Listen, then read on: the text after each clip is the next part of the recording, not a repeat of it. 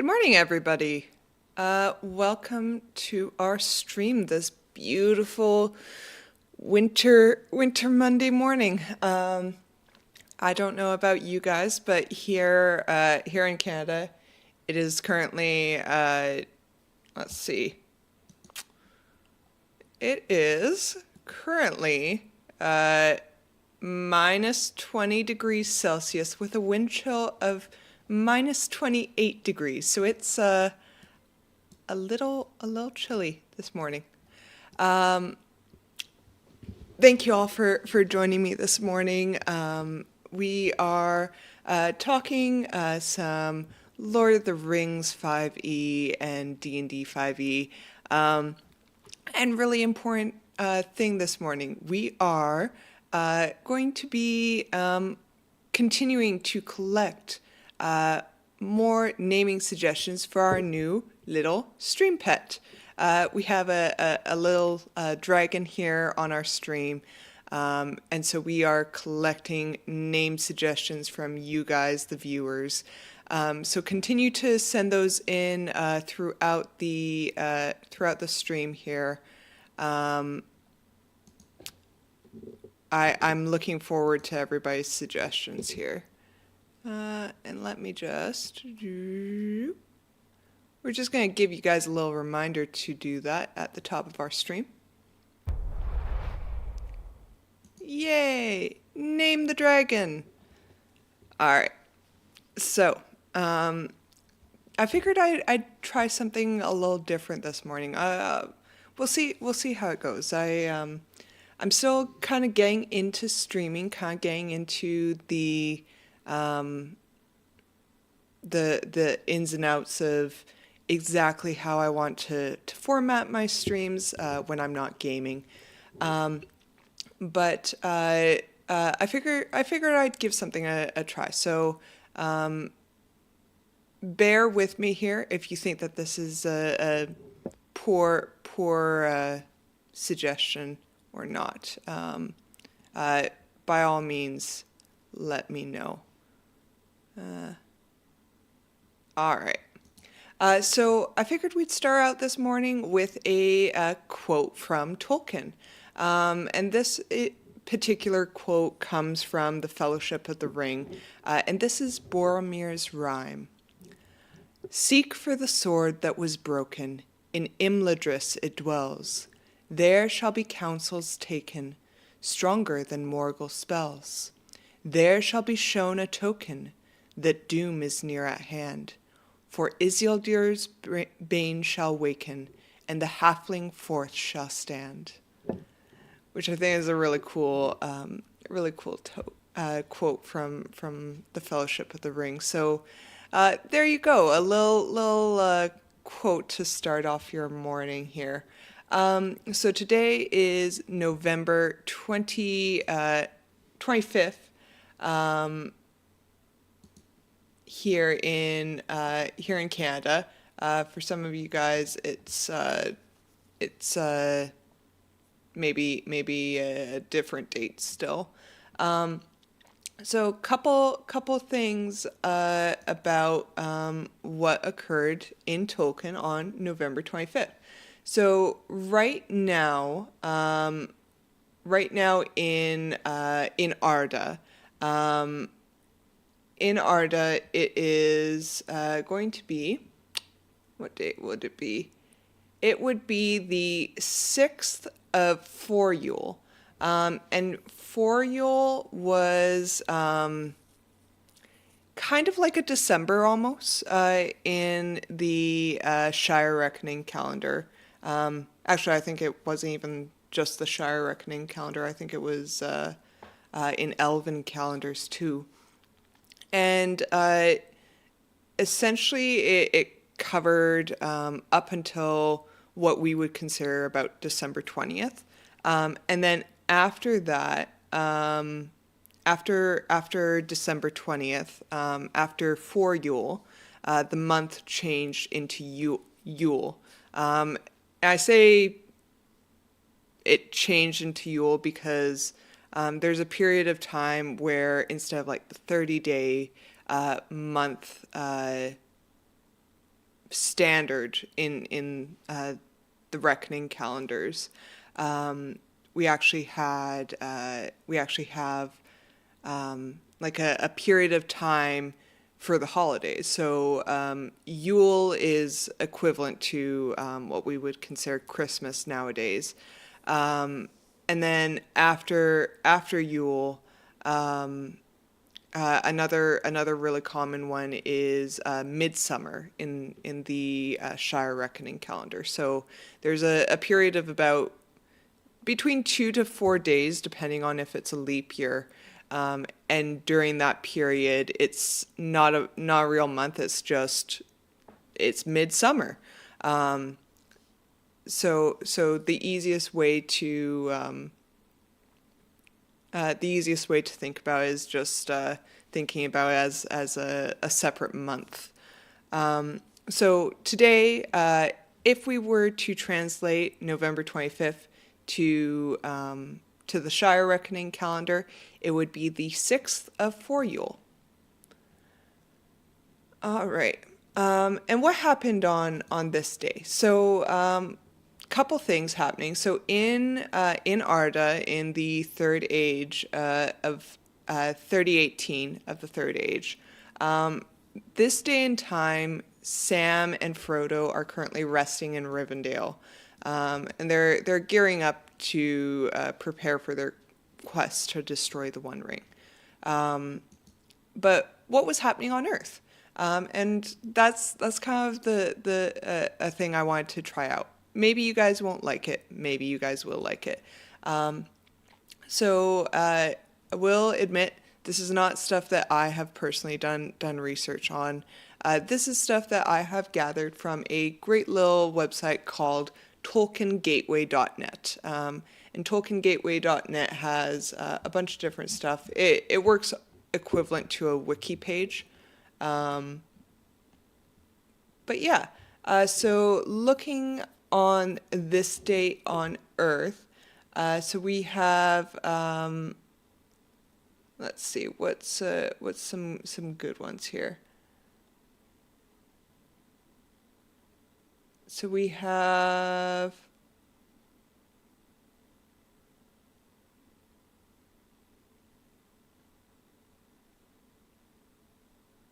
who is this?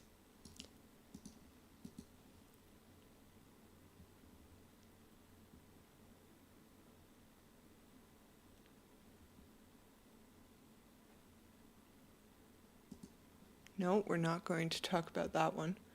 Let's see. So this day in history, in 1955, the second episode of the 1956 radio series of Lord of the Rings on BBC aired on the program. So that's kind of cool. For those of you who haven't listened to BBC radio before, there's some really cool radio shows on there.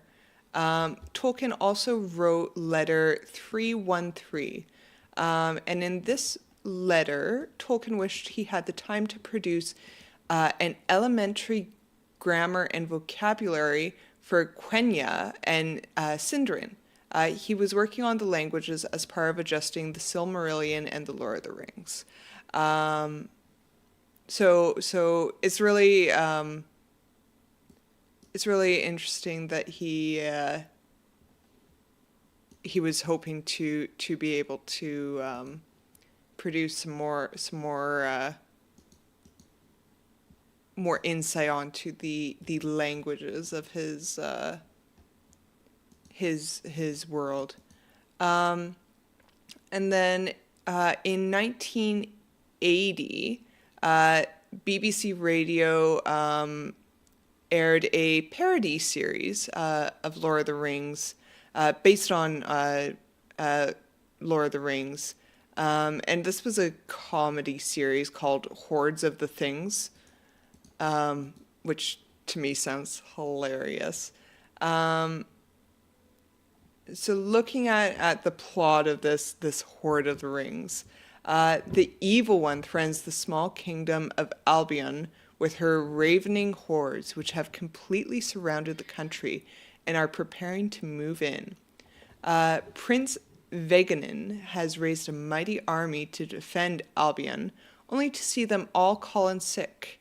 His father, King Yulfric, thinks he is exaggerating the danger and suggests that allowances be made for foreign customs like human sacrifice.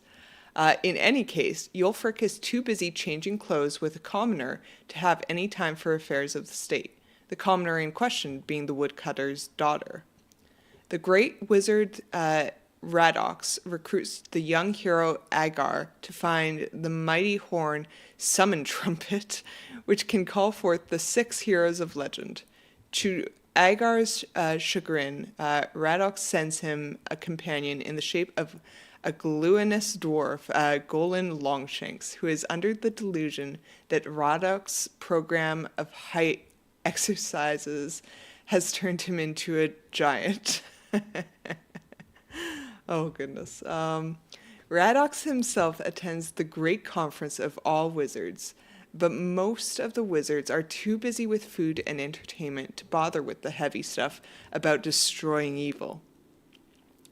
Meanwhile, Veganin has set off on his own quest to slay the leaders of the evil hordes, beginning with the High Bishop of Zilbor, whose priests baptize people by holding their heads underwater until they stop struggling. What Veganin doesn't realize until it's seemingly too late is that the bishop's gaze will turn anything it falls upon to ashes. Agar and Golan finally wrest a summon trumpet from the clutches of the dead Sphinx, which has the body of a snake, the head of a snake, and the feet of a snake, and arrive upon the plains of Albion as the 7 armies of hell begin their invasion. The only thing that could possibly go wrong would be if the wrong person should sound the horn by mistake. Dun da da. That sounds hilarious.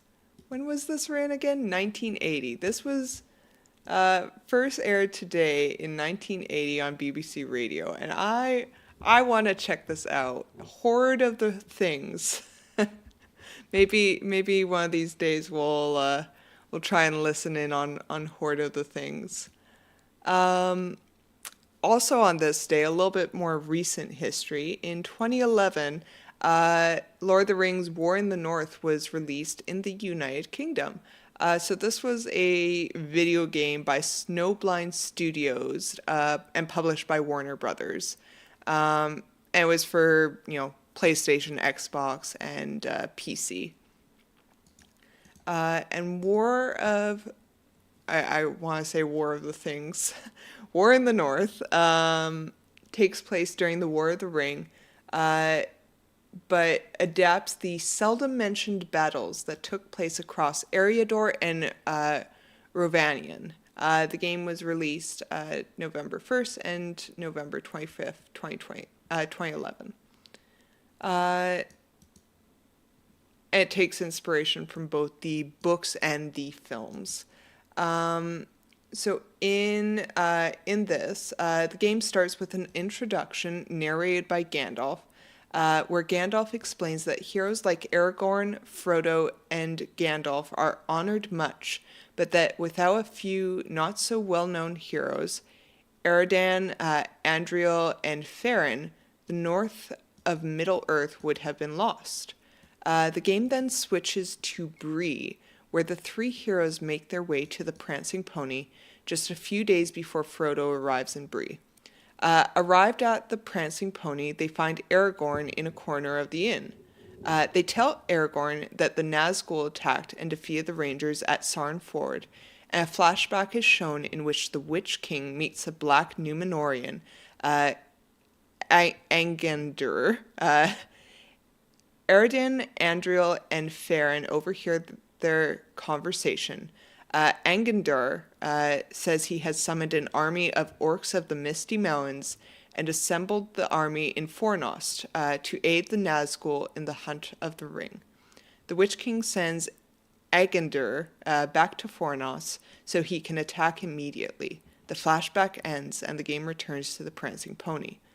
Farron asks Aragorn why the Nazgul attacked the Shire, to which he answers that a hobbit with an important burden is making his way to Bree, and that this must be protected at all costs. Aragorn sends Eredan, Andriel, and Farron to Fornost, where they have to stop Angandur's army before it can attack. Da, da, da. Actually, I think that this is... I have heard of this game before, and it is a game I would like to play. I don't know if anyone watching has played this game, but I think that I would like to give it a shot sometime. And it's 2011, so it's not going to be the most visually appealing game, but I don't know. It looks like it should be interesting, and I'm always for games that add to the story of Lord of the Rings. But yeah, so that is what happened today, November 25th, in Tolkien history. So if you guys like me sharing stuff like this, if you guys want me to make this a regular part of my stream, please let me know your thoughts in the chat box here. I'd be really, really interested to know if you guys are interested in this kind of stuff, or any other sort of suggestions you guys might have on what you would like to see me do on this stream. So that is our morning of Tolkien this morning. Now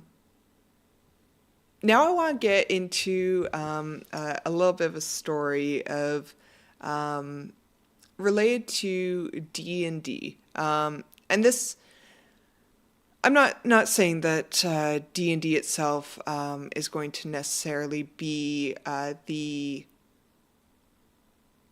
the only gaming system that can relate to this, because I think any sort of role play system where you have multiple players involved and there's a chance for role play can have this happen. So feel free to weigh in if you're joining the conversation. I'd like to hear your guys' experience with this kind of stuff. But here I want to talk about a conflict that occurred in a game I played this past weekend. So I'm part of a few different campaigns. And one of the campaigns I was in this past weekend, this past Sunday, we had a rather large fight. So to give you guys a little bit of background, we are knight commanders in this big army, and we're essentially trying to let me turn down this music. Actually, I'm going to turn off the music, I think. Yeah, we're going to turn off the music for now, because I'm just not feeling the music this morning. I'm sorry if you guys like the music. I think I'm going to shut it down this morning. I'm just not into the noise this morning. Anyways, so back to my story. So we are knight commanders in this army against a demonic force. And essentially there is a giant rip in the material plane that is bleeding out demons onto our plane of existence. This rip shouldn't exist, but it is there. So this rip in the plane of the world has existed for a while, and people are constantly. Oh, thank you so much for the follow, Pizzle. I really enjoyed the little I watched. It was so cool. Honestly, you are good, and I really like what you're doing. It's super cool. I'd love to have great conversation with you. If you're cool with that, feel free to add me on Discord. Thanks so much, Pizzle. I appreciate the follow. I'll hit you up some other time on Discord. So yeah, so this world wound, or this rip in the plane, it's it's quite significant, and it has existed for many generations, hundreds and hundreds and hundreds of years, and people are constantly trying to close it, uh, to defeat the demons that are coming out of this wound in the world. Um, and there's different crusades that fight against the demonic forces, and it ebbs and it flows. But our party is members of this crusade, and we're leaders of the crusade at this point in time in the story. And there is a strategic outpost in the nation that has been taken over by demons for 100 years maybe. Um, it used to be a prosperous city, a place of power within the nation, and because of its proximity to that rip in the plain, um, the demons have invaded, and they have overtaken that city, left it in utter chaos and destruction, and it's a place of power for them to then get to other parts of the nation. It's strategically an important place for an invading force. So our party has always known that we need to take back this city, and a few months back, we decided to lead an incursion against this city. So we have, some different armies. We've got some generals under our command. So we had certain members of our army attack from different strategic places, while we snuck in through a cave system underneath the city. And we fought our way up through the caves, defeating various golems and demons and undead, and other evil things that have existed in this city for unchecked for years, right? So we finally got to a place where we worked our way up through the underground city and got to the above ground city. And once we were in the above ground city, there were strategic places that we had to clear out, and some places that we had to choose to move on from without clearing out, due to time crunches and that kind of stuff. And then we finally got into it's kind of a keep of sorts. It's a rather large keep, but we fought our way in, and for the last probably 4 or 5 sessions, we've been clearing our way through this keep. And we finally got to the top of the keep, where the commanders for the demonic force had been staying. And there was a kind of a demon woman and a dwarf that kind of worshipped her. So these two were the leaders of this location, and we had to take them down.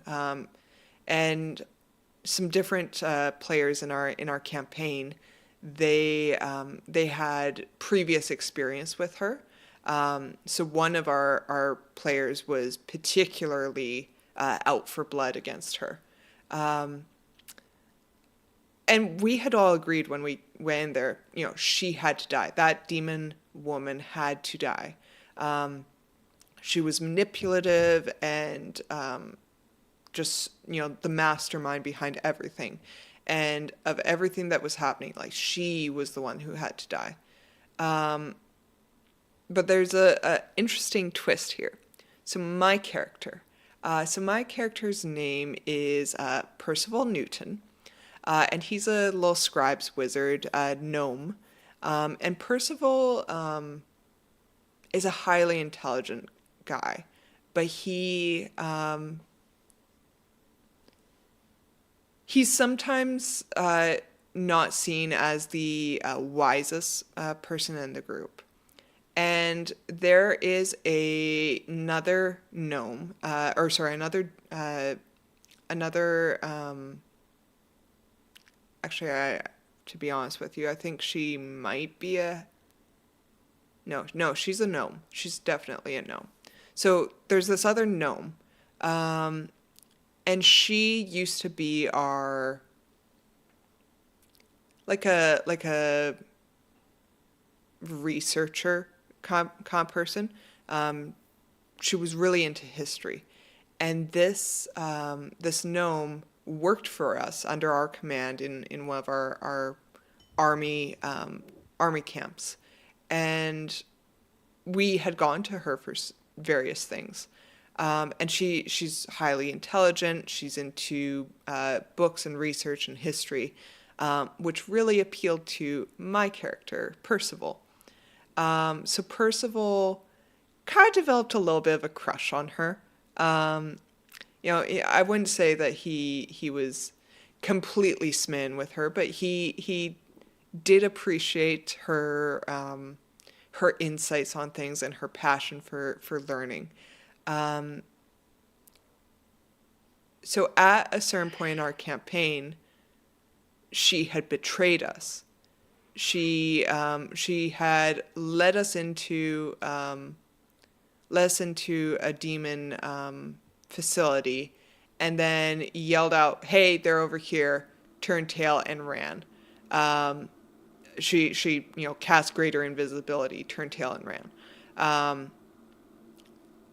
And we got attacked by demons, and that was such a betrayal. All of us were completely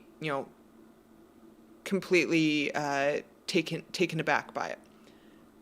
But my character had a scene, and my DM, my DM's amazing. My DM is fantastic at DMing, and he had arranged some one-on-one sessions with some of us. And so during my one-on-one session, it was a little bit of a flashback to before she had betrayed us.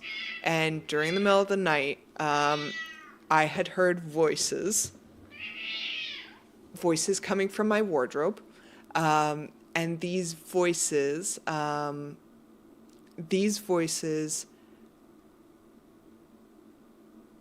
didn't make sense. So, I tried going out to see what the voices were, because it's the middle of the night. I didn't see anyone. I'm like, oh. And then I went back in the tent, and then I heard voices again.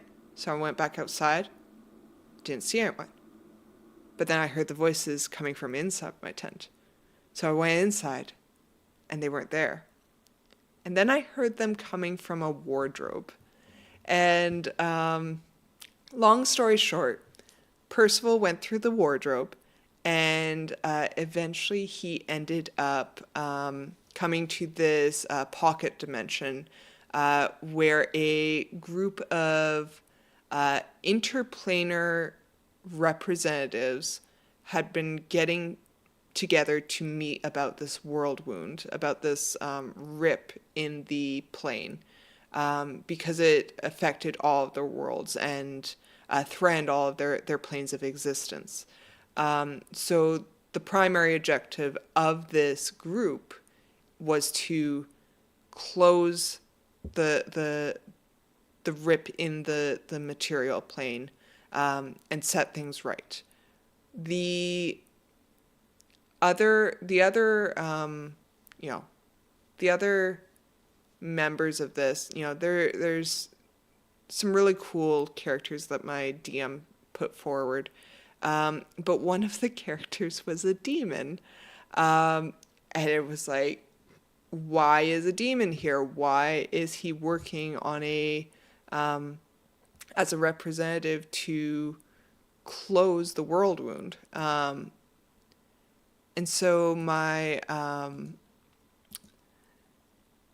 character, was definitely more reserved about the whole thing. Definitely skeptic. But at the end of it, I had a chance to talk with each of the different planar representatives, and my character got to talk with the demon, and he had mentioned, all right, just so you know, Nura, who's the other gnome, she's actually a triple agent, and we are getting her to. She's going to pretend to betray you guys so that she can get in close with these demon commanders so that she can earn their trust so that we can gain information to help close this rip. And it was just mind-blowing. So he said, but you can't let the other members of your party know, because there's other forces at work here. There's other things occurring, and they will let it slip that she's actually on the side of good, and we can't afford for her to fail her mission. She has to get the information. So all of this information is given to Percival, and he has to pretend, oh, yeah, she betrayed us. But I can't tell my party, oh, yeah, she's a triple agent, just play along. Because something is at work that can either see into their minds or read their thoughts on something, or realize a truth about something. And excuse me. So this is all happening with my character.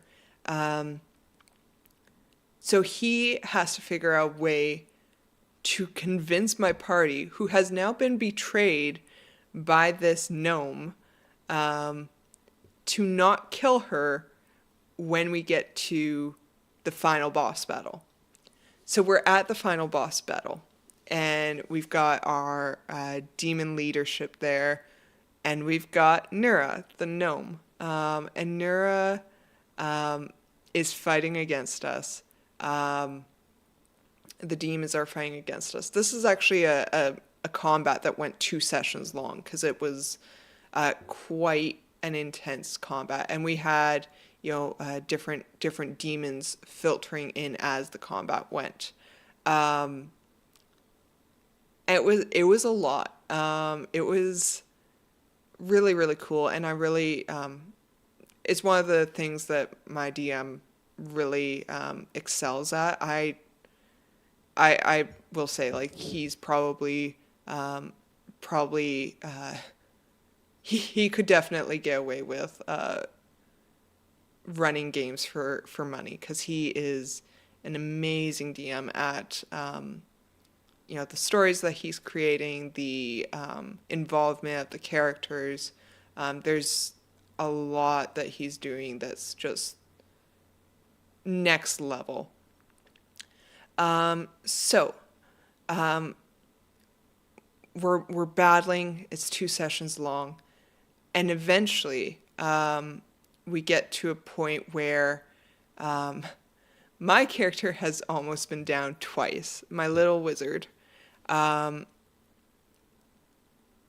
We get her hurt, and I believe it was our rogue who actually ended up striking her for the final blow.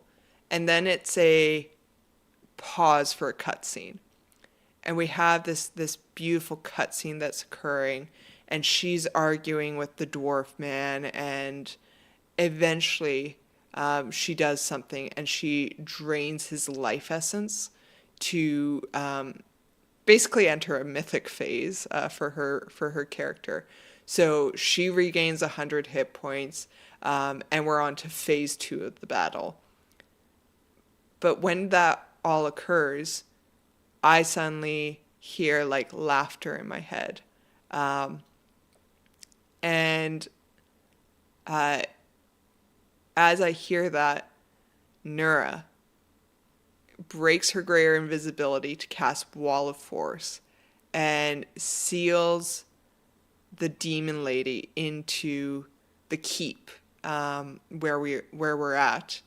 And it was just like mind blowing. Our players were like, "What is happening?" So we're trying to kill her, trying to kill the demon. She's fighting everything she's got, and she ends up targeting Lil Nura, who's focused on this wall of force, and she breaks her concentration on hit 1. She hasn't moved or anything. She breaks it on hit 1, and then because her concentration is broken, she leaves the keep. So this demon woman has now escaped, and we aren't able to chase her. And we have this dwarf, or this gnome. We also had the dwarf there, but he's basically on his last legs. And our cleric went and guiding bolted him through the face at 4th level, so he died very violently. So we have this gnome, and no one's attacking her right away. But my DM pulls me into this secret chat. And he's like, "Okay, here's some of the stuff you need to know. If you say, DM, I can teleport her away, because you are currently I was at a point in my mythic abilities that I could get her to safety if I willed it. And he's like, you can tell them as much or as little as you want. So we go back, and they are trying to kill her. They want her to die. And my character does not want her to die. He is fighting tooth and nail to get her to not only survive this encounter, but be free. Because there's some backstory with her. She had been a prisoner, tortured. Like, she does not want to be enslaved by anyone. So my character is fighting tooth and nail, and it's not going anywhere. And then I decide that I'm going to come forth with some information. And as soon as I do, like, all hell breaks loose. This is what I wanted to talk about. So in this, I told them what had happened, that she's a triple agent, and that I have known, and that I couldn't tell them. And the relations in this party have just shifted so heavily. So there's the druid, who is kind of the mother of the group. She is mother hen-esque. She feels betrayed by Percival. Then the fighter, our leader of the group, he is just angry. He feels that I broke his trust, that I broke his friendship, and that above all else, I should have prioritized honesty with our group. And there's so many arguments happening back and forth. my character is like, you know, I feel that you guys should trust me to make the best decision for you guys, and to look after you guys. And if I need to save your life by not telling you something, I would expect that you guys would trust my judgment to make that call, because I trust you guys and I love you guys implicitly.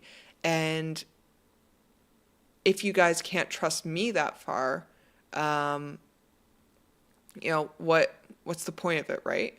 Um, so my character, he he feels very passionately about this.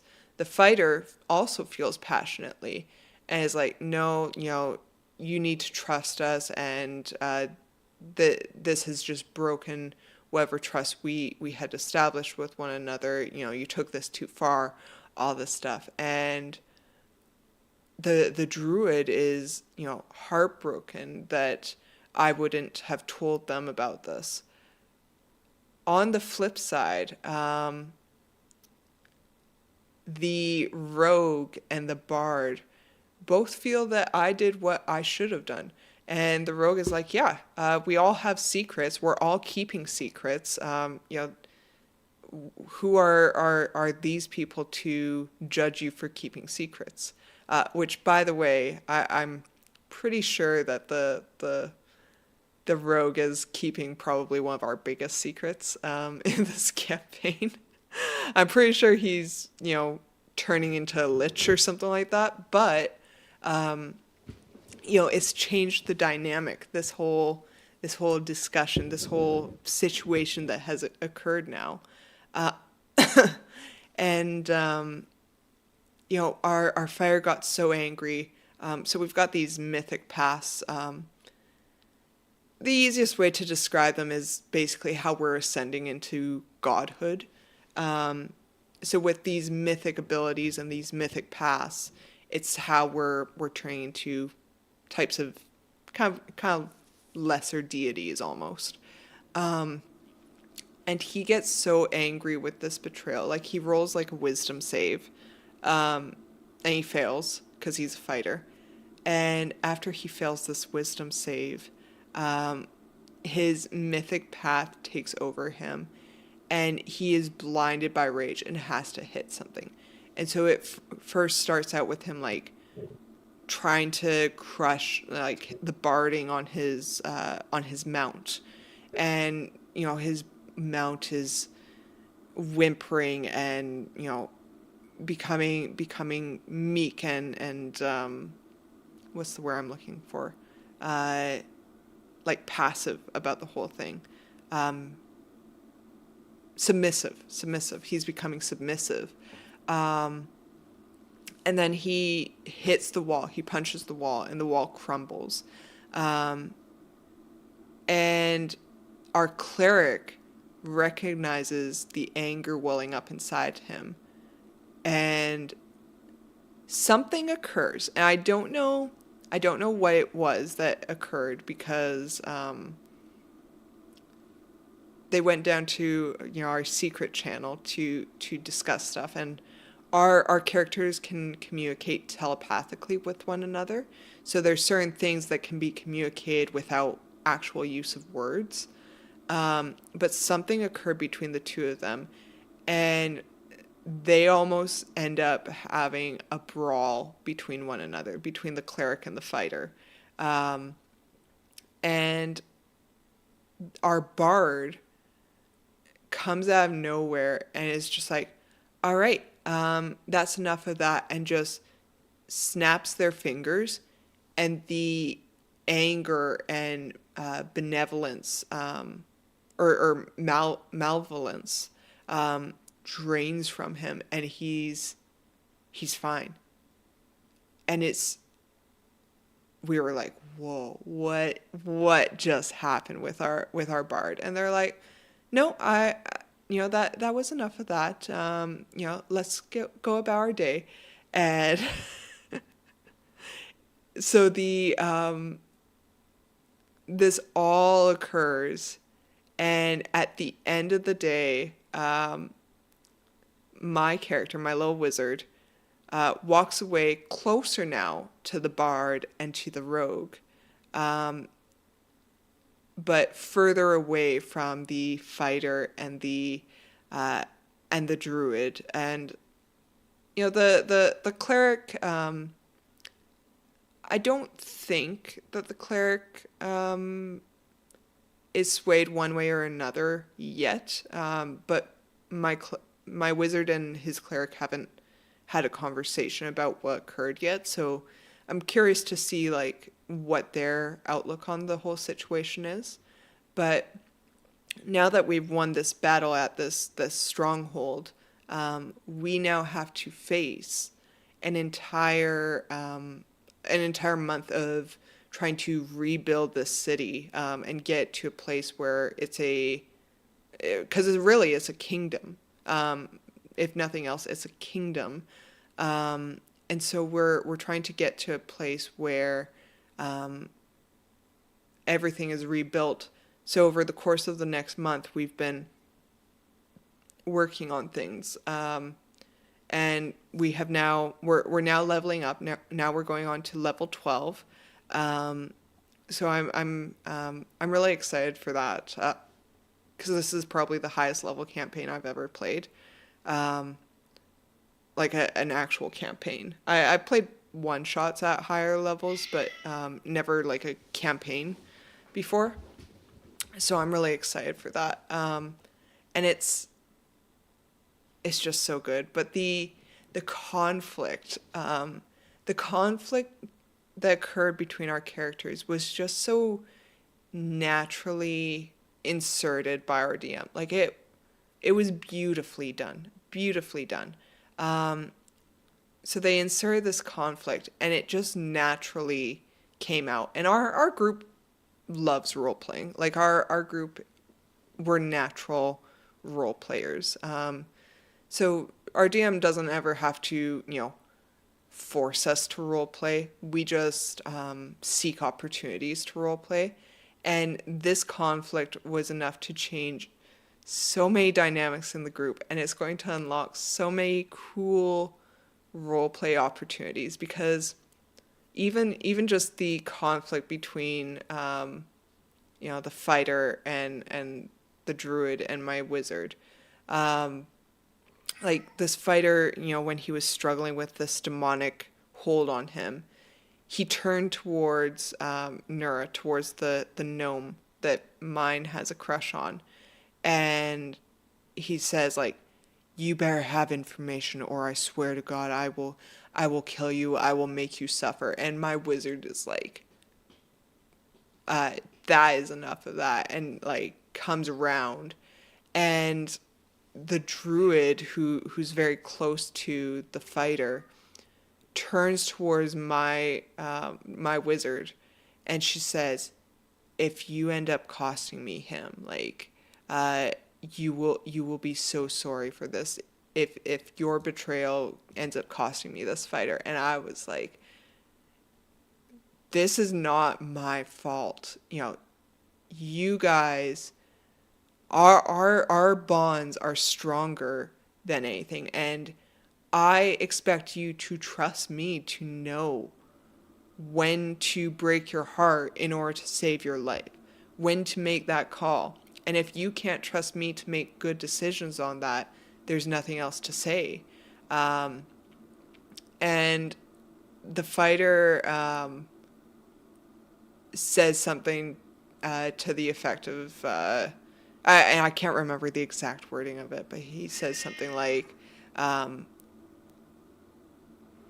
there's nothing left, and we'll be lucky if we can salvage this, or something like that. And the heart of my little wizard just breaks. He suddenly realizes the friendship that he thought that he had with these two is not as strong as he once thought. He glorified these friendships, and he's now realizing they don't trust him, but they expect him to trust them blindly. And he's angry because he wants to take out these demons. He wants to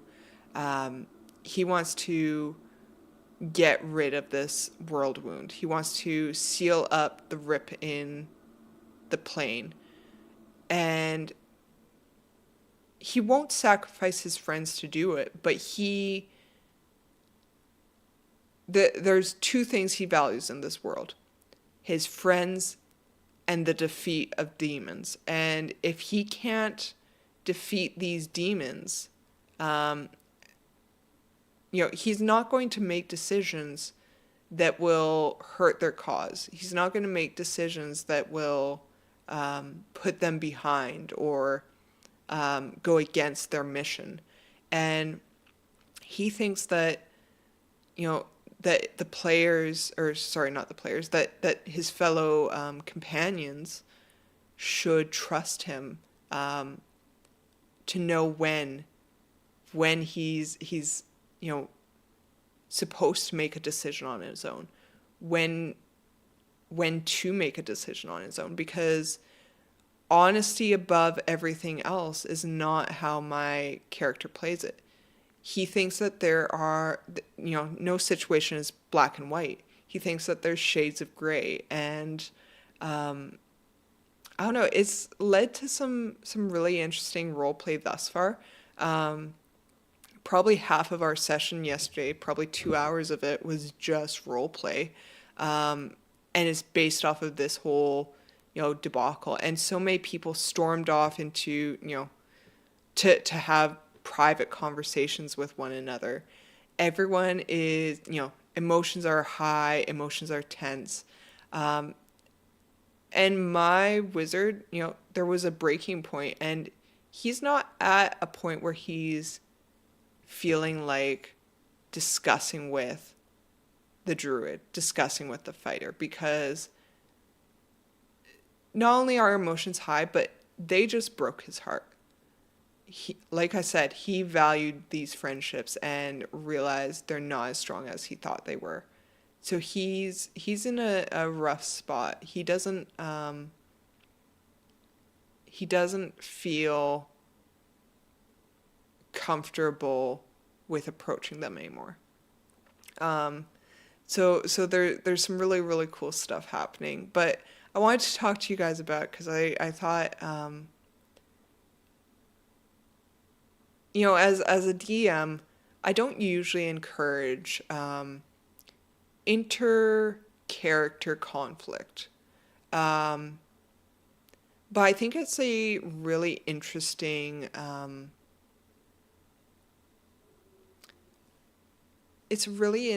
tool. And the way our DM used this, it doesn't break our group, because our group is really, really good about these things. And ultimately we all, we have in mind what our values are as a group, where, we'll never do something to completely upset the balance of, our characters. We won't, hold grudges the entire campaign, that kind of stuff. But the choices to... Sorry, I need to take a drink, I think.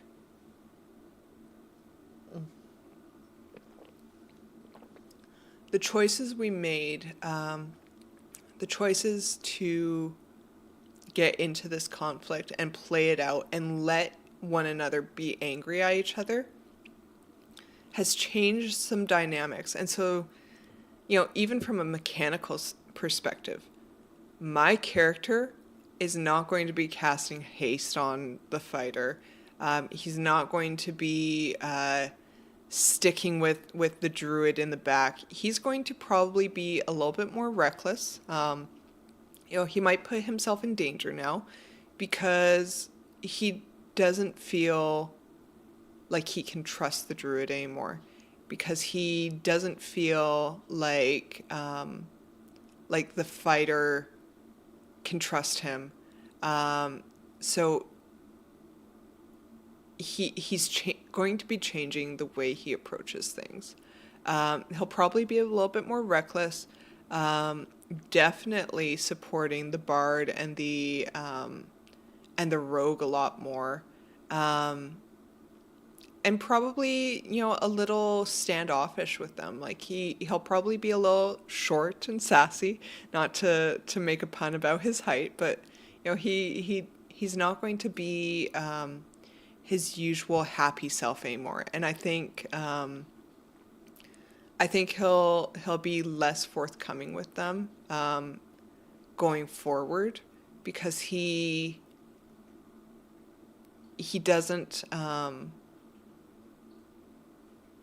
he trusted them with something, and he wanted them to trust his discretion, and they didn't. So now he doesn't feel his opinion is valued, that he has an equal say in what occurs on the team. So there's a lot of different dynamics occurring here. I'm really interested to see where it goes. All right, we're going to take a quick 2-minute break here so I can get some more coffee here. We will return shortly. See you guys soon.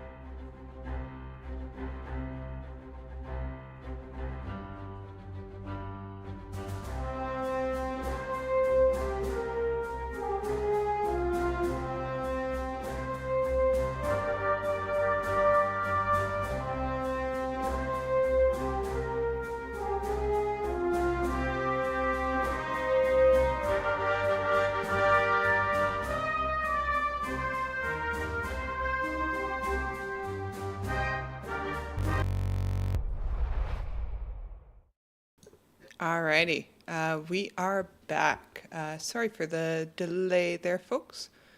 I just need to get some more coffee and take care of my dogs and that kind of stuff. Looks like we've got another dragon name in the chat here. Aboleth sent in Chungle. Awesome. No, I will add that to the list, Chungle.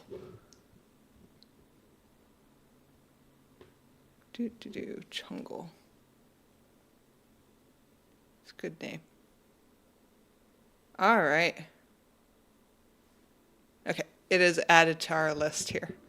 So yeah, continue to send in your suggestions for what we're gonna name our little stream pet over here. He is adorable and deserves a good old name. So before I went for break, we talked a little bit about what occurred this day in Tolkien history. We talked about Horde of the Things, which is a radio comedy series, a parody of Lord of the Rings by BBC Radio. And it, not gonna lie, it sounds really funny. But what we haven't talked about is about our upcoming one-shot. So I have exciting breaking news for you guys this morning. And I just found this out a couple minutes ago. So we have confirmation on our first one-shot for you guys. So streaming for you guys this Saturday, November 30th at 9 a.m. Mountain Time.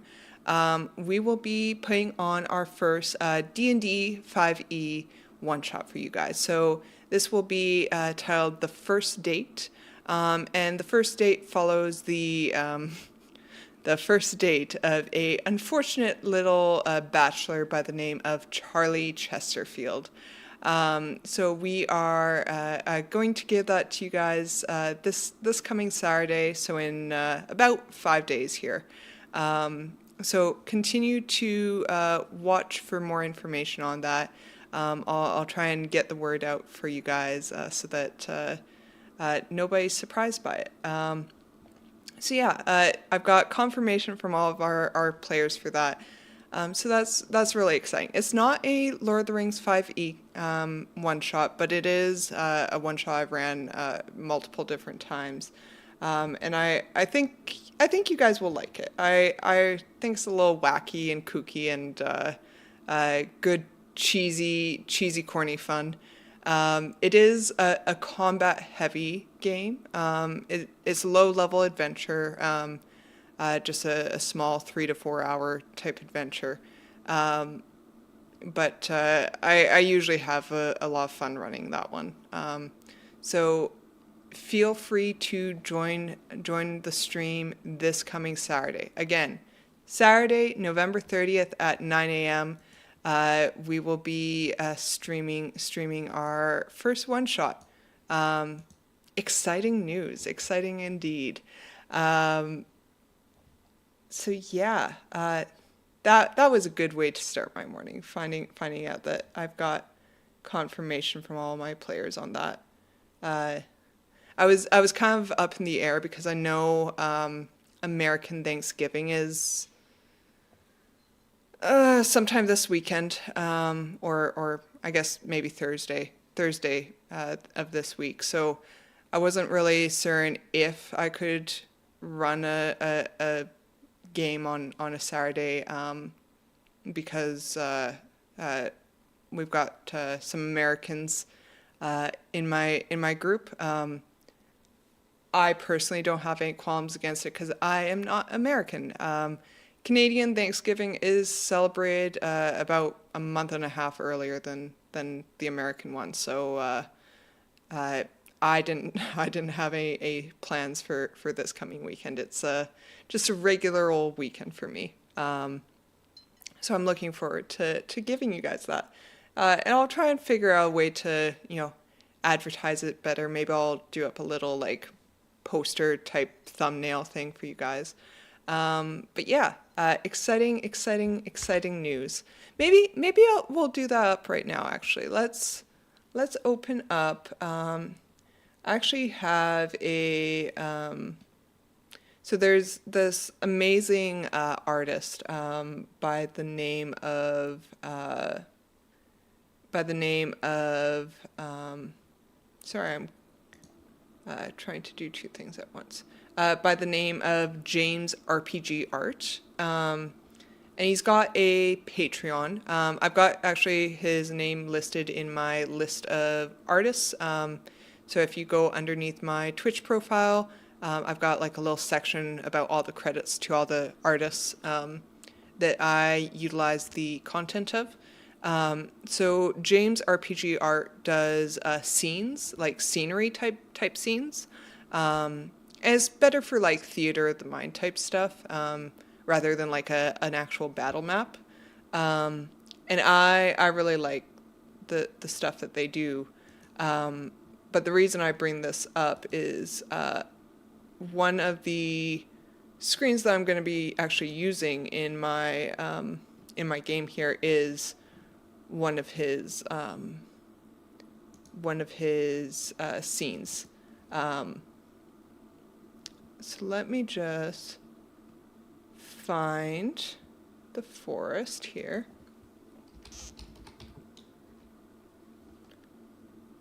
There it is. All right. So we're gonna open this up to make a little magical thumbnail for you guys. So I use GIMP to create all of my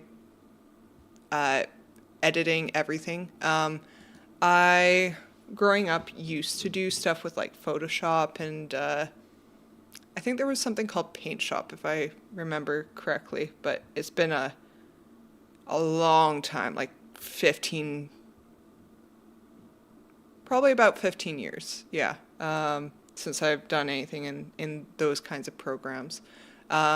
GIMP I really like because it is free, so if you're like me and can't afford to pay money for something that you use on a casual basis, it gives you like the generic ability to do modifications. You can do masks and various layers and that kind of stuff, and you can download like brushes and fonts for text additions and that kind of stuff. So we're gonna share my screen. So we'll probably share. We'll do this screen actually. This is a good little screen here. But first I need to modify some stuff so that you guys will actually see the proper stuff on the screen.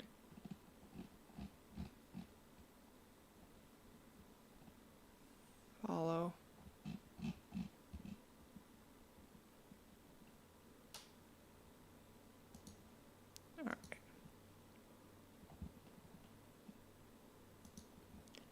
All right, let's share. Not this.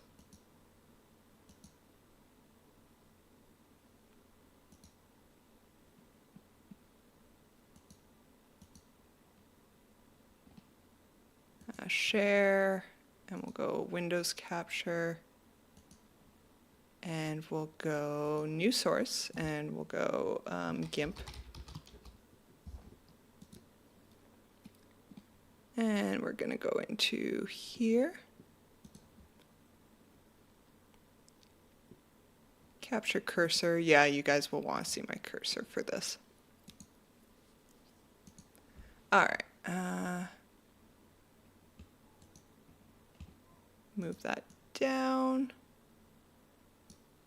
underneath everything.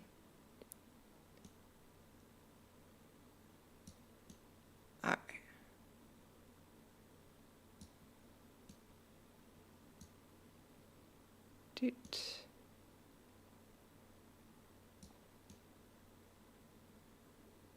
There we go. Okay, that should be good. Let's transition over. Perfect.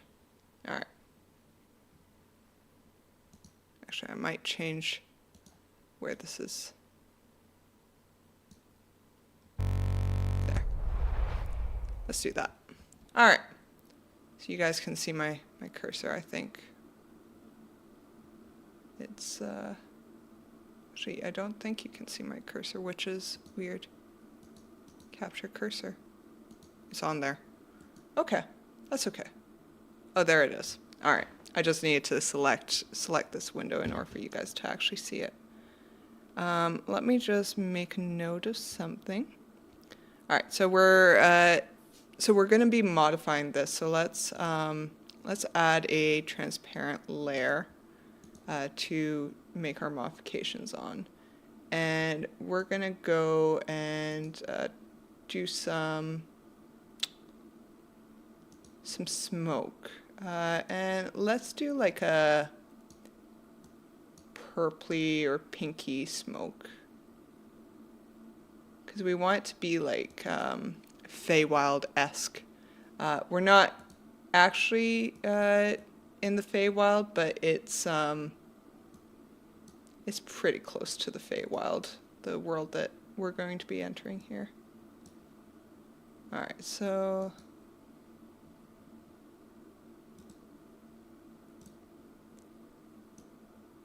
I want it to be a certain size.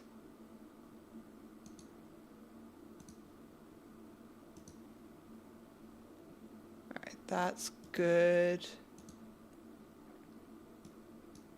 I want it to be big. Should maybe I'll change up the colors. We'll add in, what goes with purple? What goes good with purple? We've got maybe some blue.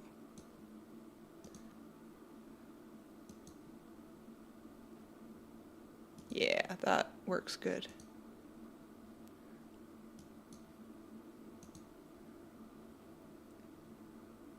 And then we'll do some like dark green kind of stuff. All right, let's put some green up there and down here.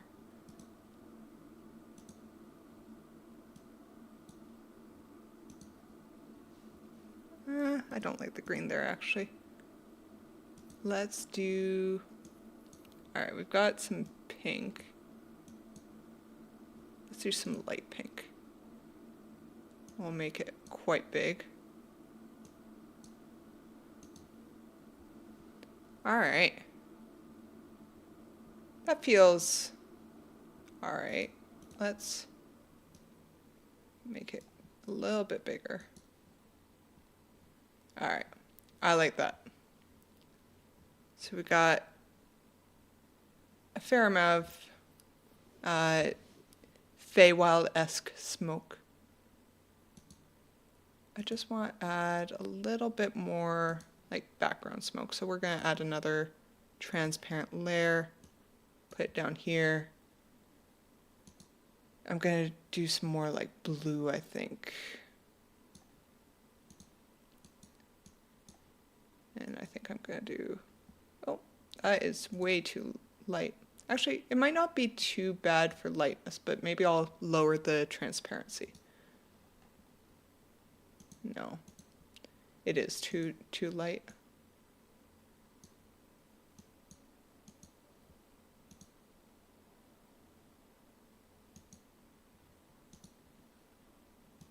All right, I like that.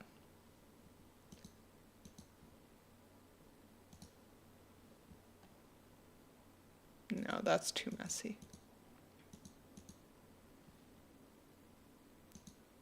Let's try lowering the transparency.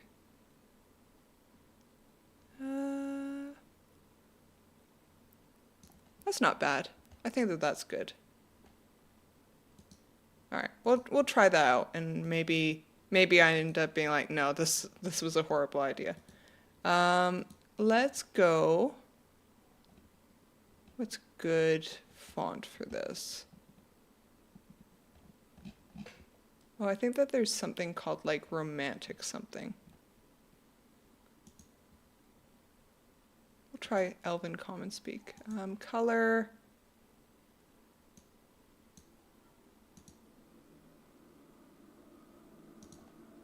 We want it to be pretty bright.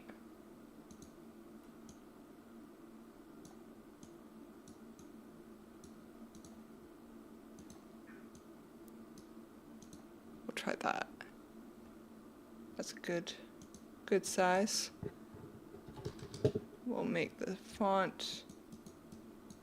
Oh, make sure I turn on my num lock. Okay. And we'll go the first date. Oh, that's a horrible font. That's a really horrible font for this. Okay. We need something a little bolder, but still cursive-y.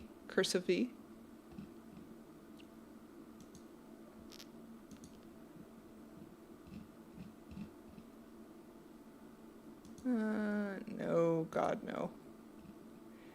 I don't know if it's just me, but I don't like using like really commonly used fonts.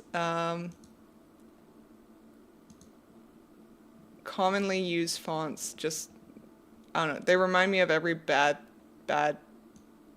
design I've ever seen with those fonts, and no, God, no.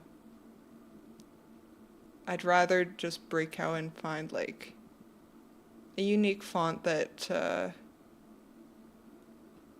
I don't have any precognitions about. I want to like a hand script type one though. It needs to be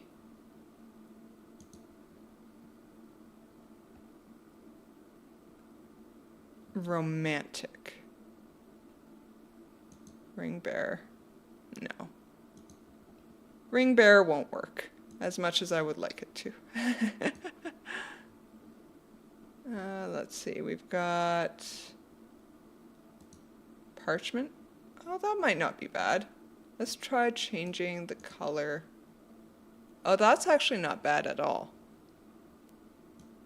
Let's see. Let's increase the size. The first date. I actually really like that. I think that looks badass. The first date, and then we'll make a Dungeons and Dragons 5e one shot. Make it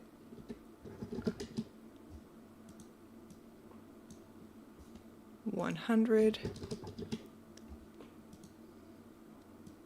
We definitely need to change from this script into something a little more readable.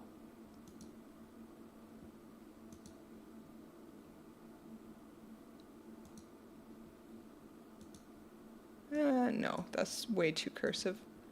I think we definitely want a like a kind of like Arial kind of thing.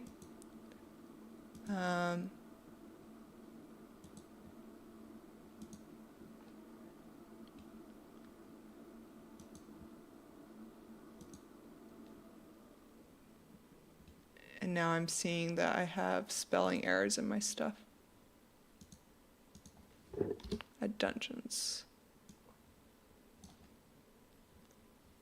We'll actually lower the size. Lower the size. Let's make this like white for now. Or white, off-white, I should say. Like a pinky off-white.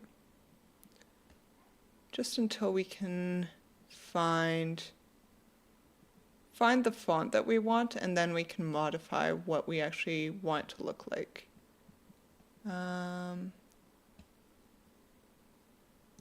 Ink free. Informal Roman. I actually don't mind that.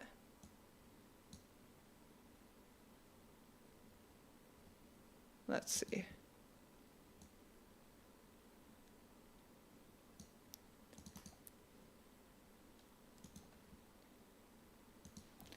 I think I need to change the capitalization on this.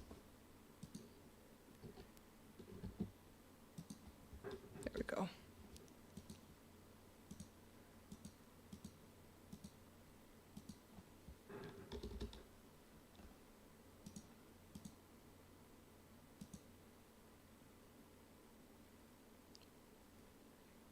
Dungeons and Dragons 5e one-shot.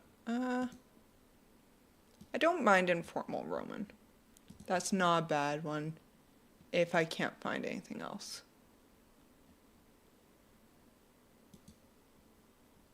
Oh, Harrington is actually a really good one. 70, let's go with. Yeah, because you don't want it to be longer than the actual title. So let's see. The First Date, Dungeons and Dragons. No, I think I need to add back the A Dungeons and Dragons.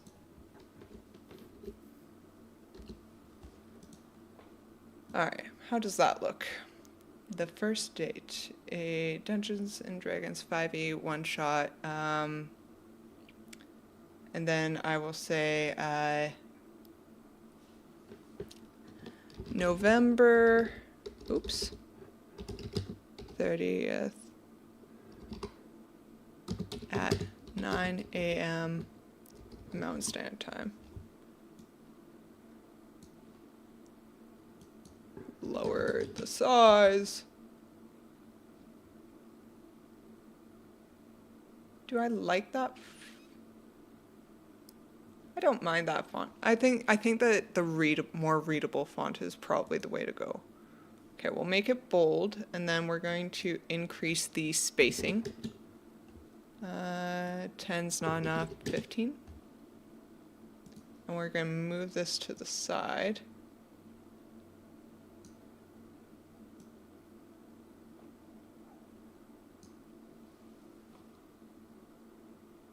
Definitely need to change the font color though. That is a god-awful color.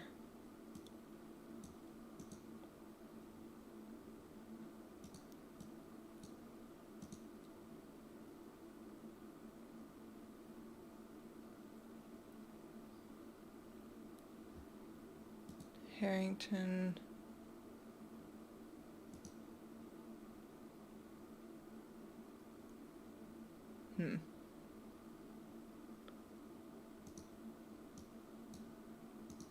What about fully white? No, I don't think I like the fully white. I was worried I'd miss you today. No worries, Pizza Man. I started a little earlier than I usually do because that's what worked for baby schedule this morning. How were you streaming this morning or working probably? Hey.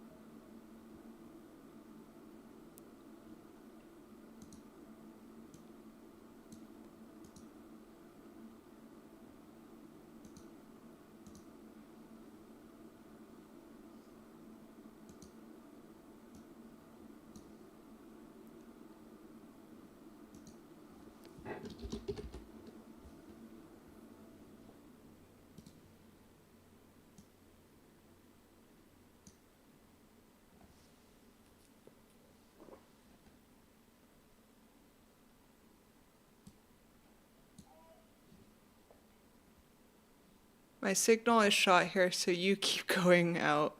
I'll jump in if you're still alive once I get out of here. No worries, Pizza Man. We're just actually designing my little thing for my upcoming one-shot, which is now officially scheduled. So I'm just designing a little kind of a what's the word I'm looking for? like a thumbnail, that's the word.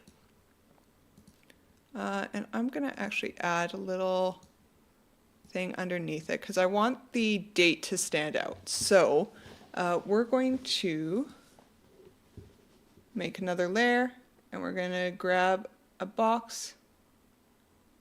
We're going to align it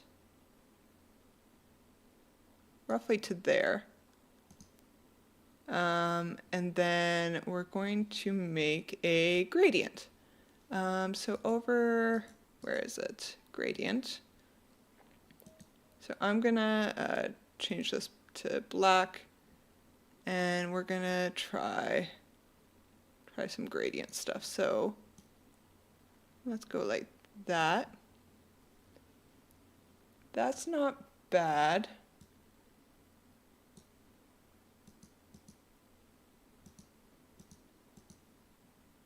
Let's see what spherical. Spherical looks slightly better.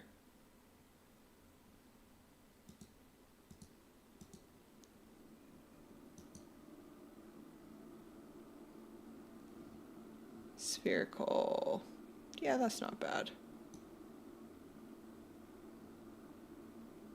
There.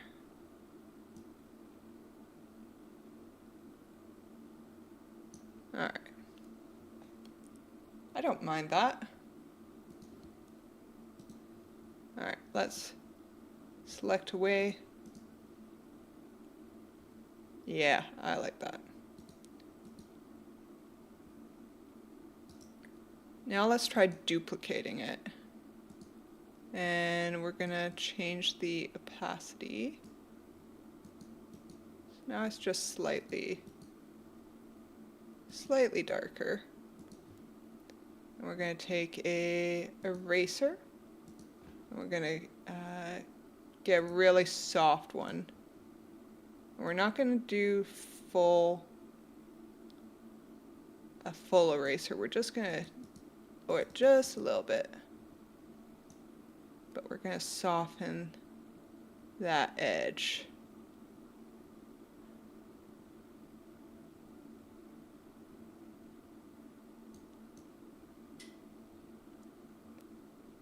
Just makes a slight difference.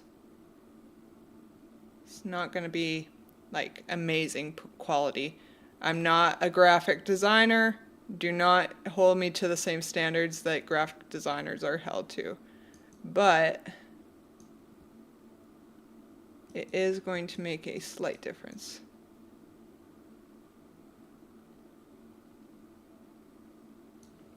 All right.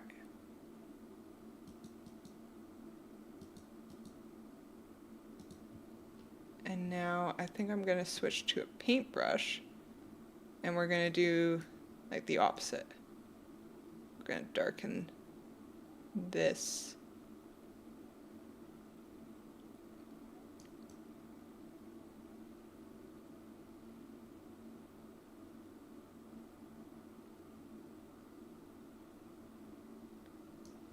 Actually, I don't know if I like that.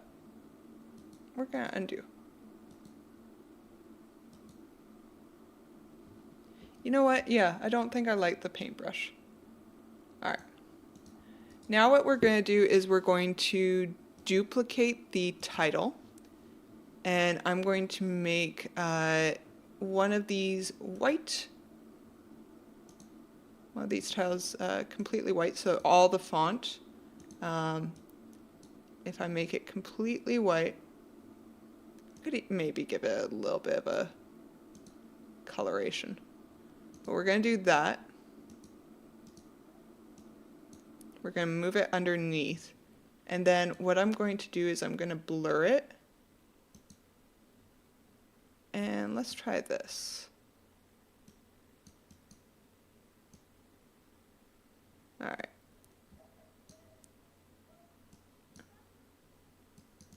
We're going to blur it.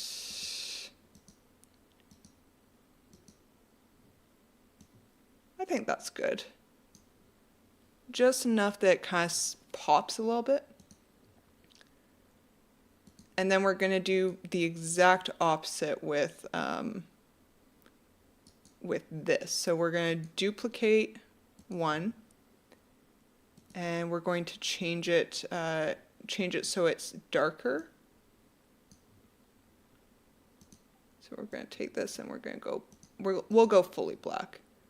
And then we're going to blur, but we're not going to do like a big blur with this. We're just going to do, actually, I don't even want to do a blur, to be quite honest with you. What I want to do is I want to increase the size. Actually, even if I bold it, sorry, I should hide this one. There we go. So if I embolden this one, now we should have an outline. So I just need to move it so that it's like in the perfect place for an outline. So I'm gonna zoom in a little bit. And yeah, that's a good one.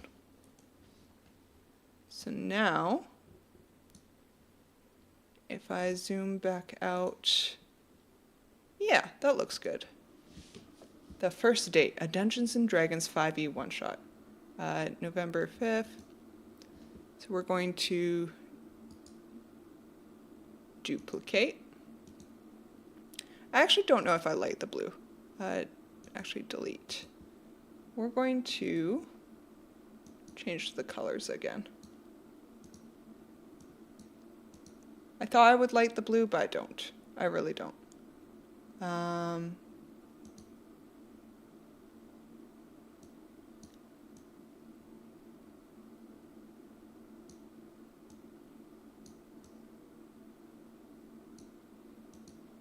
What does green look like? No, I don't like the green either. All right, we'll go with fully white. We'll do it fully white, and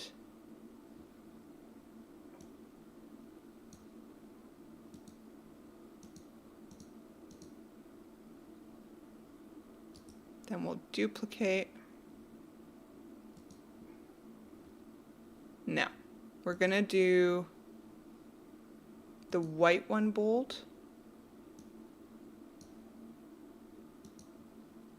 And then this one, we're going to change, and we're just going to make it like a off color, like a,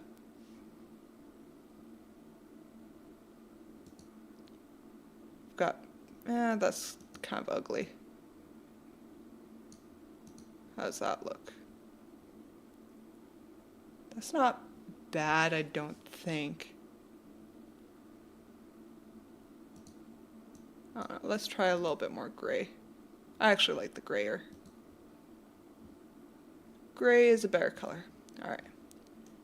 Zoom in. We're gonna modify where this outline is. All right.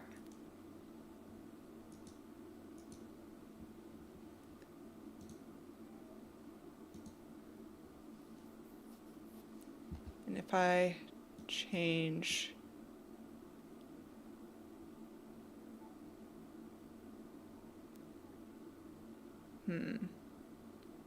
that's full opacity. Yeah, I think we'll do full opacity. But should I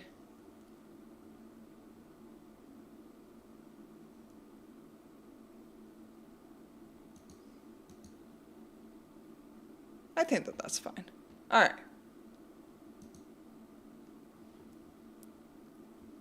Now, I need to add in my social media stuff.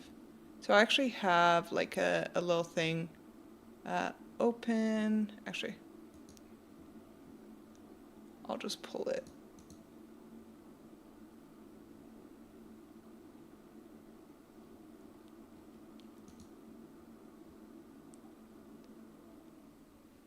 I'll actually just do this.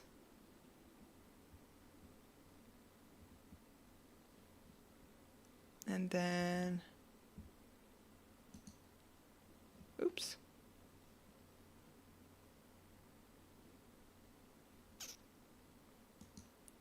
Because essentially we want it to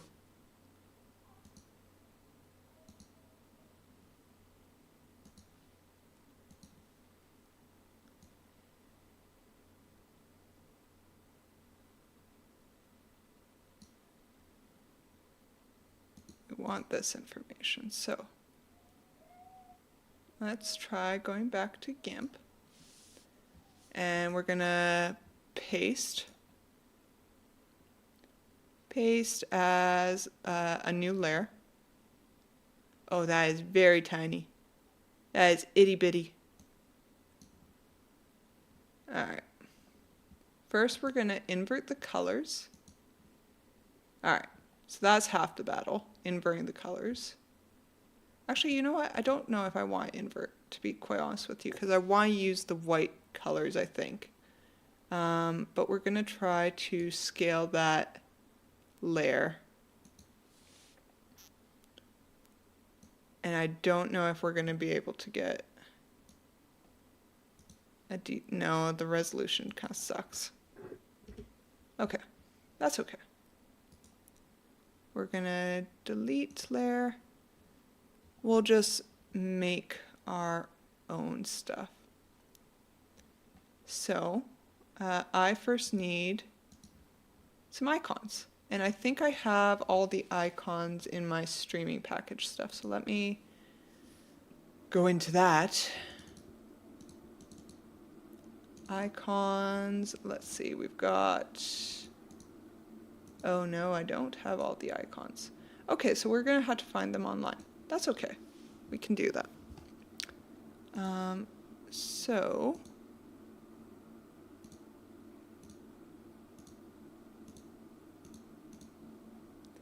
we're going to open up Google and we're going to look for Twitch icon white PNG. Perfect.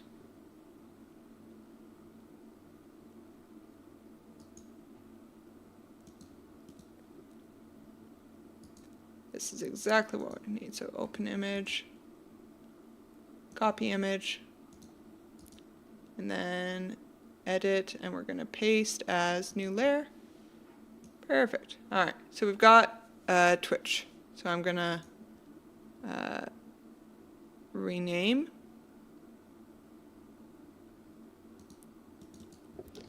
Twitch, and we're going to look for the exact same thing but for YouTube. So YouTube icon white,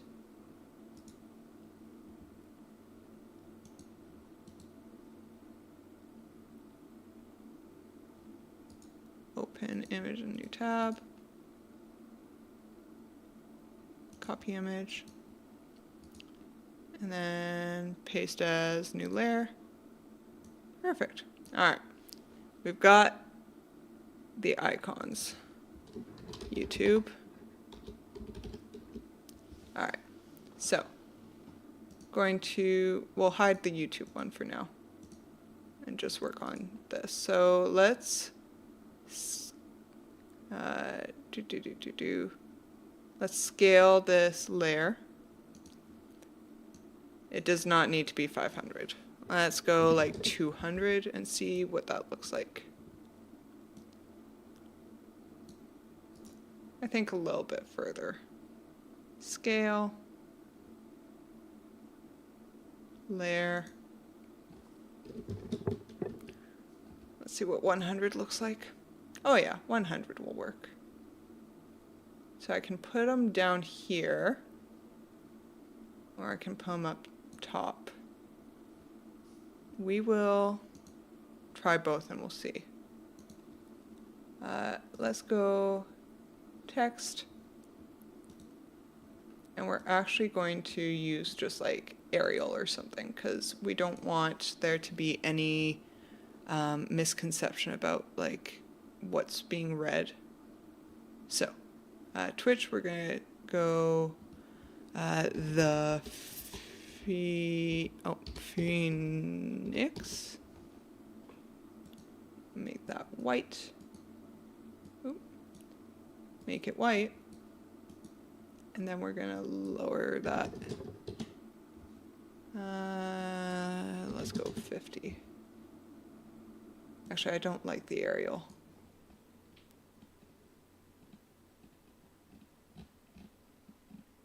There's gotta be a better one.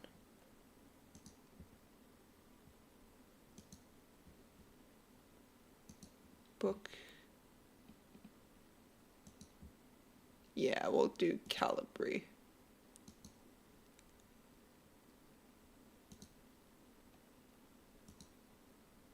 Yeah, that'll work.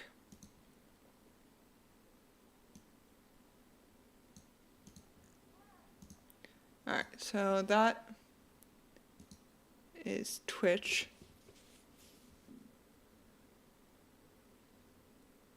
And then we've got YouTube.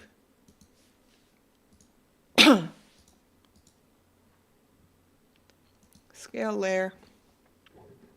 I think I did 100.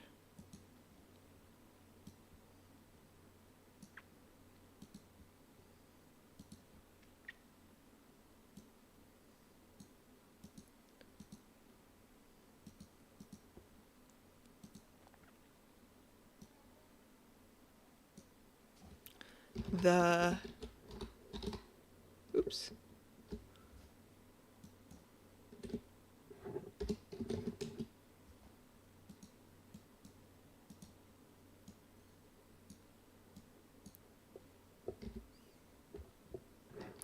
The dot Phoenix.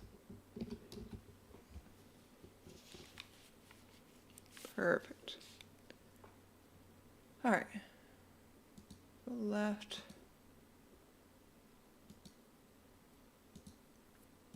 All right. So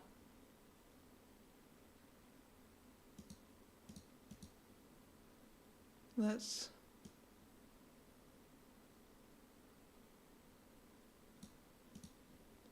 align that.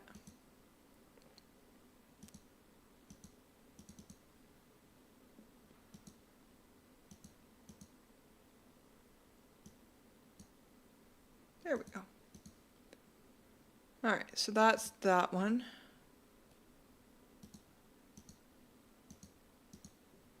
Let's go to Twitch. Just make sure that that scale, yeah, it's 100. I think I should lower it slightly more, but maybe that's just my imagination. All right. Now let's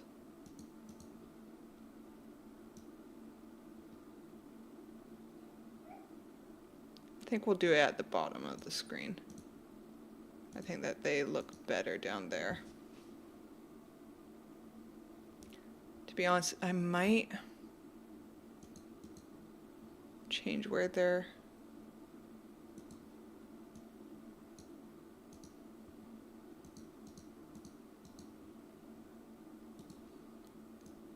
oops, undo.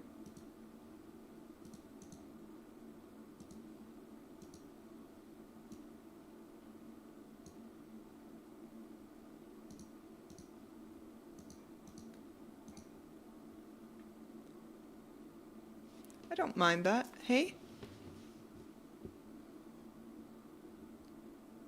It might be a little too loud.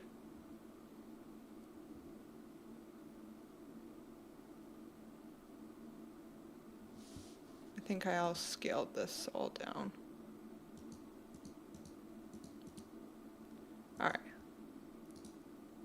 Layer, scale, let's go with like 50.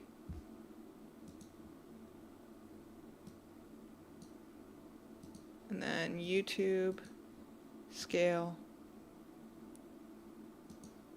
50.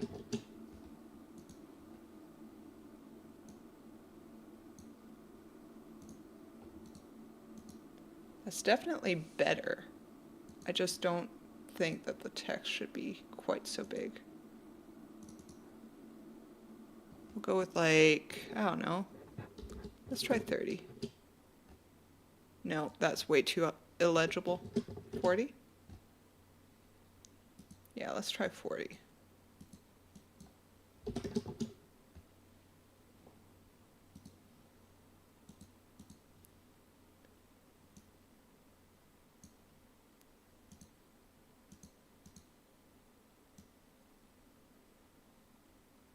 Oops.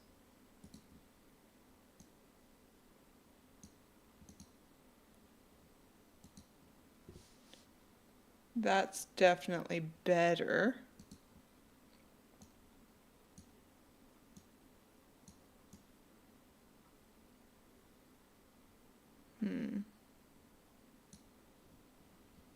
All right.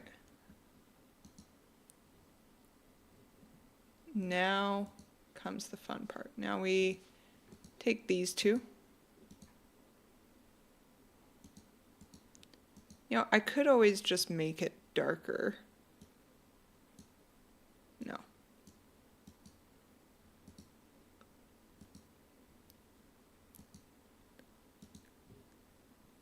I think I do need to make, so let's duplicate and duplicate. Duplicate. And we're going to make one of these black.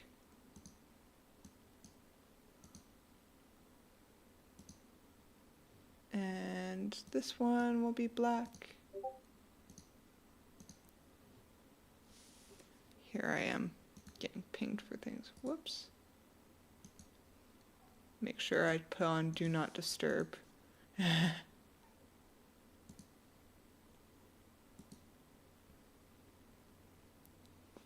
Oh, and if you guys like this this background, this scene,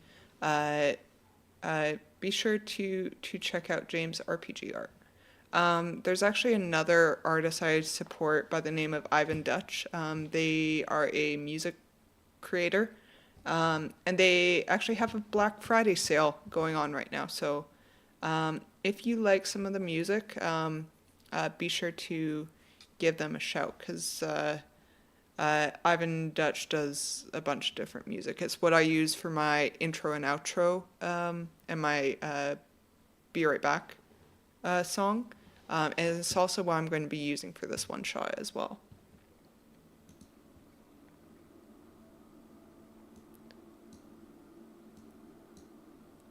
All right.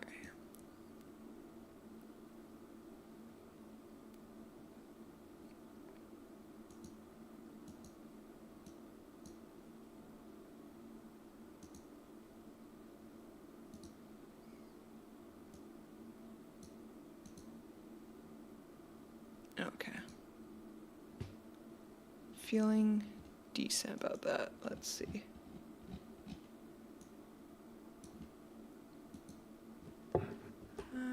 Oops. Undo.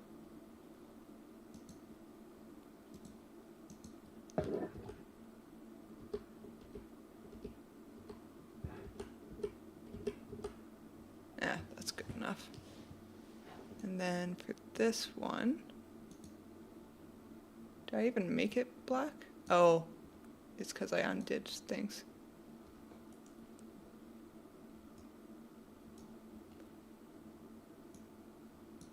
Make that black and bold.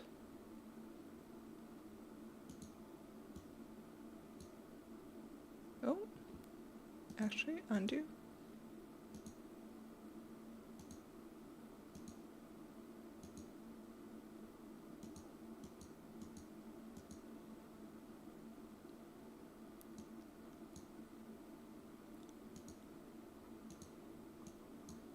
Make it white. Okay. Now this one, I need to make bold. Is this one already bold? Yes, it is. Okay. We're good. We're good. Okay. Now let's zoom in. So if I go on this one, go to move it.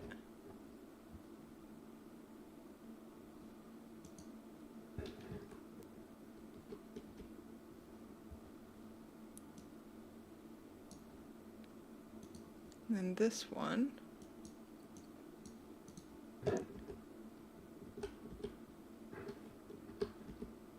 Okay.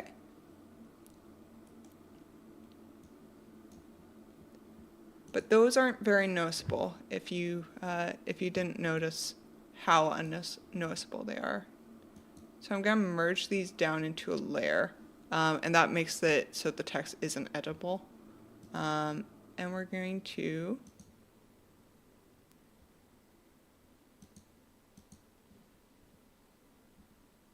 blur it a little bit.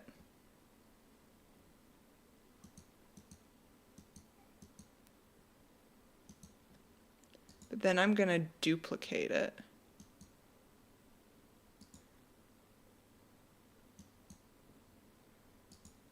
And merge down.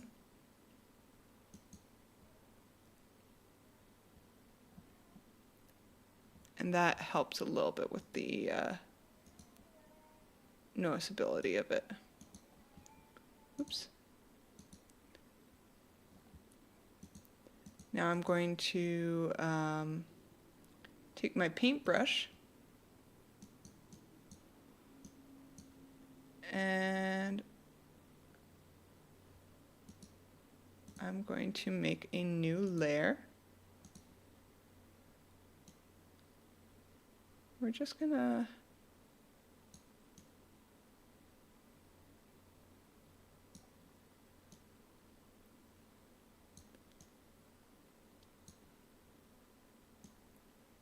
make sure the twitch is above it.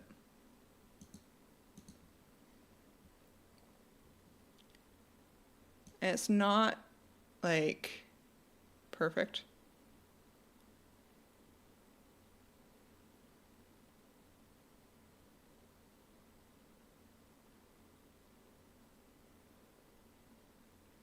But does help with readability. Perfect.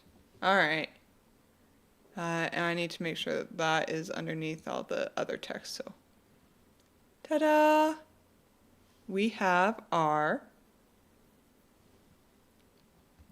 title stuff. Let's see. There's a couple things I'm still not sold on this, but I think that's better than nothing.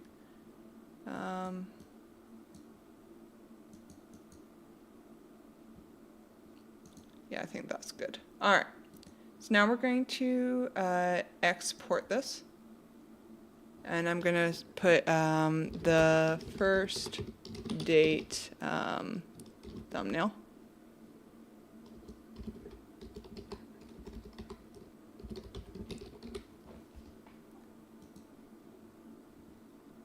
Export it. Quality, yeah, 100%. I don't want it to, reduce quality. We're going to save this as the first date thumbnail so that if I find out I made an error in the editing stuff, that I can go back and modify it. And then we're going to, actually, I wonder, no. I was gonna maybe consider changing the size of this, but I think it's okay. And then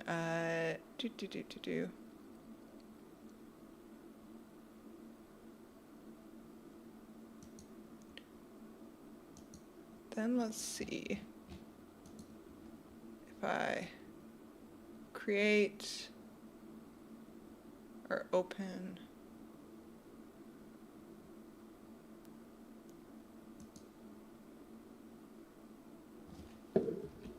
thumbnail small. because I need a smaller version. Because some of the things don't allow you to use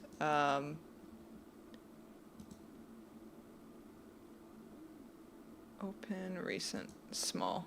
Some of these don't allow you to use like really high quality stuff. So we're going to go image and scale image. And we're going to go percent because I find that's easier. And we're going to go like 25%. And it looks really small when I do that. But when well, it's still really small. Actually, 25% was maybe too much. Scale image, let's go 40%. That seems good to me. All right, so save. Oh, export as. Oh, no, I want overwrite. Overwrite. Perfect.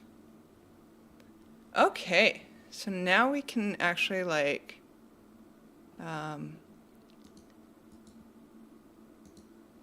one-shot thumbnail. Rename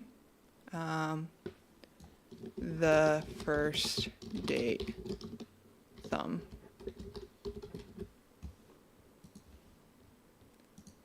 And I'm going to get rid of this one, and I'm going to add in a new image, and it's going to be the first date thumb. All right, we're cooking with fire. All right, D&D.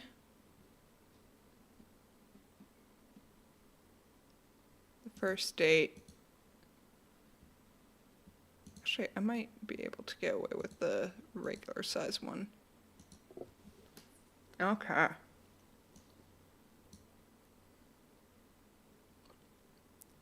And we're going to resize this.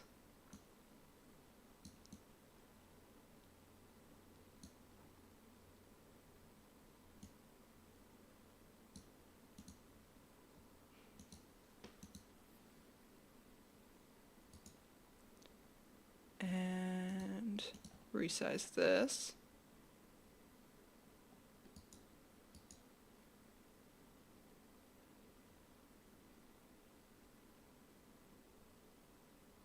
Edit filters.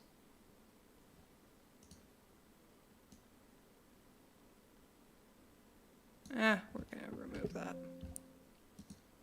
All right. Transform, center on screen. All right. Perfect. So now we have the stuff for our first date. Yay! Maybe I will add like a little like ongoing like ticker at the bottom. I've seen some stuff for tickers online, so maybe I'll use that to put some stuff out here. So let's see. Design. Stream timer, no, that's not why I want stream jar ticker. All right. Make your own news ticker. Install. Open. All right, so let's see what this looks like. Is it going to allow me to open it up while I'm streaming? Maybe not.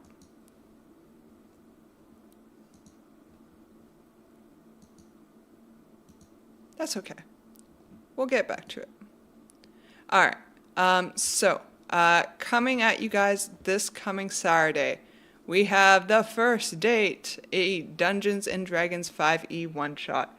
That's November 30th at 9:30 a.m. Mountain Standard Time. So we'll probably get on about 9:20 or something like that, and get stuff set up from our end of things before we go live. So be sure to catch it all. I will be posting all this information on social medias, so I hope to see you guys supporting the show and supporting the stuff I do. So we're gonna do a really quick post on social media. Coming this Saturday, our first D&D 5e live play one shot. Join us on Saturday, November 30th at 9:30 a.m. Mountain Standard Time, via Twitch and YouTube.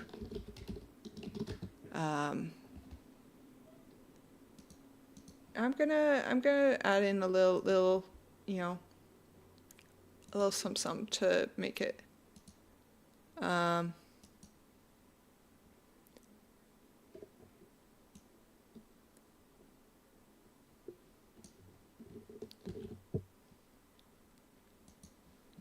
we're gonna add in this to make it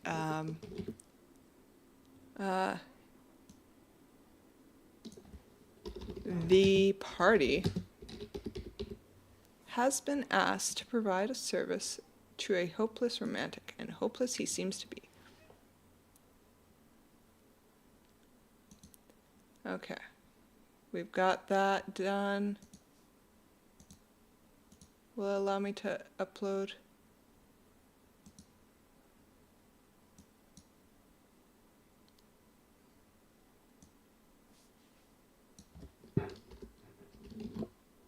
Ideally, without losing his head.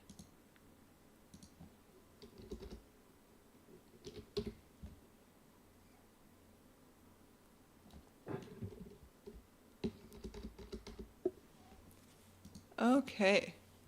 Hooray!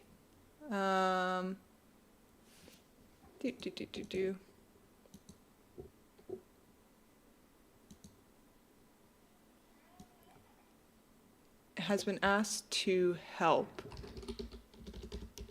The party has been asked to help a hopeless romantic, and hopeless he seems to be. Help this poor fellow impress his date, ideally without losing his head. Live play D&D 5e. Or we'll just say live play D&D. All right. Perfect. All right, guys. Well, that is the end of our stream.